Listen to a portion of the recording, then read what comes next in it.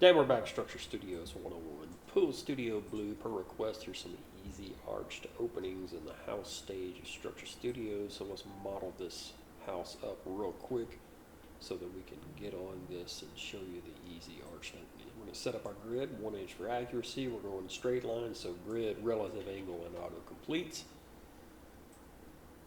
Here is our house. So let's see if we can draw this fairly quickly. We're going to speed through this portion in the house stage.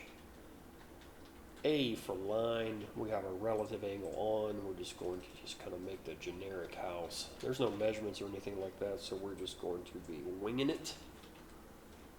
And here is our box section of the house. I'm going to separate my walls from my roof lines here. I'm going to drop this down, try to get it close to what we're looking at here. So this is an elevated slab, so we don't have any measurements, so we're just going to count these stairs and just assume that this is 36 inches. So what we're going to do is we're going to go to our outline tool. You can do this in hardscapes and decks, or you can do it in house. I'm in house stage, so I'm just going to do this in house stage. So D, shortcut key for outline tool. We're going to make sure that we are stacked properly in our 2D. We're going to set that at 36 inches. Then we're going to raise our house section up 36 inches and then drop down our plate height to a 9. Let's change some materials here just to kind of mimic the image that we were provided here. So these are very pattern prone materials in the native library, so they suck really bad. So we're just going to have to just wing it here. So let's get some stone on there. And let's get these roof sections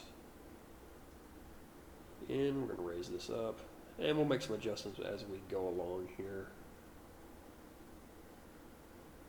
Again, always separate your walls from your roof lines, just for things just like this. For complex houses, you're going to need to be able to have the control and be able to manipulate the roof lines and your walls independently from each other. So all you do is go into your insert window. I'm just going to select an arch window here from standard. You click the top of the window, select arch. You can adjust the heights. For non-cased openings, I usually will set all of my window parameters and then just delete the frame and the window casing from the window itself. So here's your arch top. You click that, you select arch, you adjust your height, and so you can set this however you want to in the custom window settings.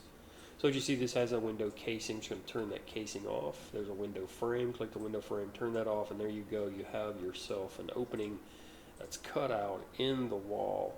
You can also adjust, if like this is a covered patio or something like that and your walls are a little thicker, you can always make your interior wall, 14 or 16 inches thick to accommodate for that, the thickness of the columns or the arched openings or whatever it may be. So just keep that in mind. You can use your interior wall as your thickness for the columns and the arches themselves.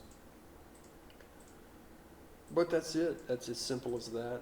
You can also do smaller type arches here. Always want to make sure that your windows are snapped to the grid. And just in case you're stacking windows, you're making like custom windows, you can stack them, but you got to make sure that they're stacked properly in 2D. And then you can just adjust your height to the custom window however you like. I'm going to raise this up a little bit here. Make some adjustments. This is the way I do it. Most of the arched openings that I do is going to be in this method here.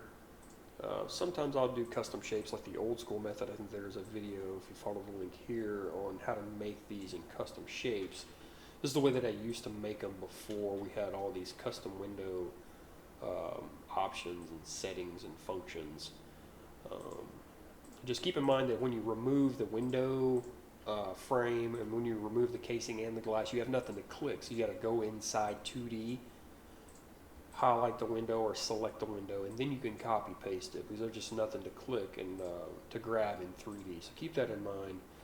when you're making these openings like this. But yeah, this is the easiest way to do this all the time. Very easy method.